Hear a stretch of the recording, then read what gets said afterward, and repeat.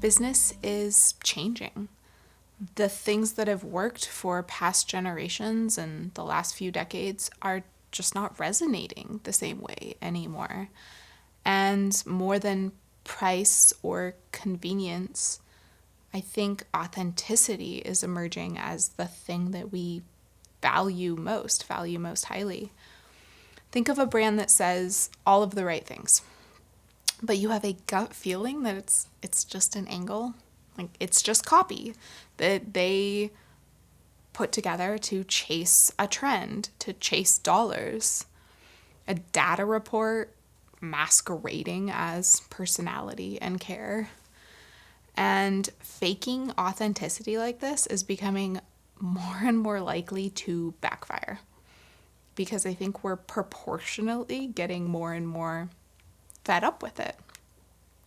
But when you're brave enough to embrace genuine authenticity, it just might be the gateway to true brand building and loyalty. And I think we're craving it in this sea of corporate banality. Authenticity is what we want. I know it's what I want.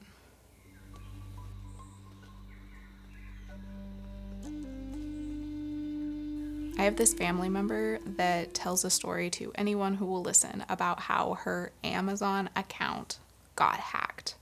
And no, I'm not a fan of Amazon, but even this one, we can't blame on them because it was not a security breach. Her account did not get hacked. She got scammed. Someone scammed her into entering personal information, and you can probably ballpark guess how old she is. And by contrast, most of my audience, Creative Voices, what we're doing together, the people who take the workshops, we're 40 and under. And the internet has democratized so much. Once impossibly high barriers to entry are now almost laughably accessible. But there's kind of this seedy underbelly, which has led to us developing really strong bullshit detectors. That's how we avoid scams. But it can also tell us with shocking accuracy whether a business genuinely believes their message and what they're selling, or whether it's just an angle. Like, we're pretty damn good at knowing when we're being had. And you could call this cynicism, but I think we're just really uniquely positioned to appreciate the real deal. Because there is a subtle but really important difference between authenticity and the shallow impersonation of authenticity. One is genuine and the other is fraud. And when a business takes a swing at a heartfelt message, we're either going to cringe because it's tacky and we know they're just trying to get us, or it's going to build trust and build affection for that brand. And that all depends on whether it's fake or it's real. And yes, this is a very fine line. Essentially, what we're talking about is something being the exact same, but how it feels is different. We have these spidey senses that clue us in to these almost imperceptible differences, these almost imperceptible inconsistencies. Because you can do the same thing, but how you do it matters. And that how is authenticity. So let's take an example of giving back. So some big company has a flashy community give back campaign. And of course, they never do it without a camera crew present. Because if a tree falls in the woods and nobody hears, does it make a sound? If you give away money and nobody sees, why bother, right? But now compare this with a brand that has built giving back into the core of their business. It's not flashy necessarily, but it's consistent. It's always there. This current of care through everything that they do. And in an instant, we can run through a list of questions in our head. Do they genuinely care about giving back? Or did some ad exec just pitch the idea during a campaign meeting? Does it feel like they're just hitting some arbitrary give back sum that they have on their books? Or are they being authentic? Do they really care about animals and community and gardens and the unhomed and immigrants and access to clean water and education and contraception and our oceans and our planet and our wildlife? The list goes on and on. There's so many beautiful things to care about. Like, why is anybody faking it? And of course, the difference between scorn and fondness is whether we believe you to be authentic or unreliable. And here's a last minute tip that I want to leave you with because I found it really helpful over the years. And so when it comes to your business, let's say when you're thinking about buying a course or buying a book, the person who wrote that book or built that course, go look at what they've done. What have they built? Look at their social media. Look at their website.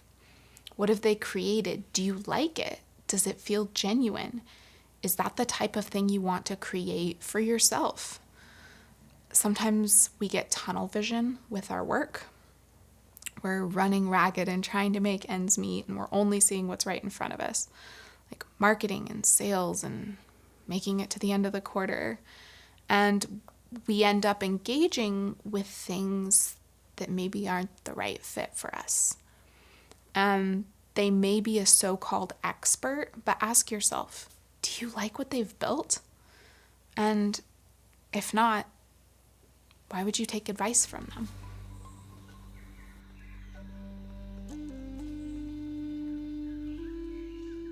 Personally, I'm drawn to interesting brands that also align with my values. They offer a great experience, and they also take a stand in a way that I really respect. And a local brand I buy from often is Rico's. They make fresh Mexican dishes and sides, and they deliver to a few local grocery stores. I've always had really good luck with their quality. It's always really delicious. Plus, they give burritos away to the unhomed in our community. So next time I go to the grocery store, guess what salsa I'm buying? These are the types of shops and brands that I enjoy most, and it's what I desperately want to see more of in the world too. And at its core, that's what Creative Voices is about, giving kind, ambitious humans practical tools to create what they want to see in the world. And we're all looking for different, because I think there's this whole new set of things that matter to us and that help us make everyday purchasing decisions. Things like social responsibility and community building. And as more and more choices become available to us, we're able to shop more and more with our values. But that does not make us easy targets. Again, we're able to sniff out if you're trying to get at our wallets through our values. But for those of you that really care, there has never been a better time. I think we're going to see more and more of this pendulum swing away from rampant consumerism and increasingly toward more thoughtful purchasing. Going forward, I think it's going to be less about volume and more about quality and experience. I think we're entering an age of less but better. Like, I don't want a closet overflowing with cheap synthetic clothes that somehow fall apart and also never break down. I want less disposable, less plastic, less waste, less meaninglessness. And in its place, I'm looking for connection, heirloom, equity, shared social responsibility, shared community building.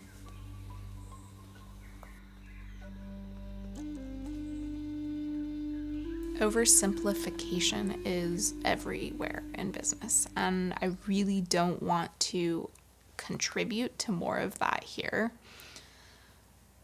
So let's just call it what it is. Authenticity isn't easy. I don't want to throw around the term as if it is. It's not just a simple A or B, to be real or to be fake. It really takes work to dig down and reclaim our own authentic voice. And that can take more work for some of us than others. For anyone who's spent most of their life feeling a little different, this is no small feat. It's brave and vulnerable to say what you think.